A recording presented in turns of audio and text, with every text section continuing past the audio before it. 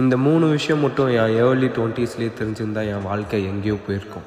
வாழ்க்கையில் நம்ம ஆசைப்பட்டு பண்ண நிறைய விஷயம் அது நமக்காகவே பண்ணியிருக்க மாட்டோம். 4 பேரை இம்ப்ரெஸ் பண்ணுறதுக்காக தான் பண்ணியிருப்போம். எது கம்ஃபர்ட்டோ அதை நம்ம பண்ணியிருக்கலாம். ஆனால் இந்த சொசைட்டியை இம்ப்ரெஸ் பண்ணுறோன்னு சொல்லி ஏதோ பண்ணியிருப்போம். எக்ஸாம்பிளுக்கு சொல்லணும்னா ஒரு ஆக்டிவாவோ ஒரு டியோவோ வாங்கி சுற்றலாம். ஆனால் நம்ம என்ன பண்ணுவோம், ஒரு R15 REO தான் வாங்கி முதுகுவலியோட பெட்ரோல் போட முடியாமல் சுற்றுவோம்.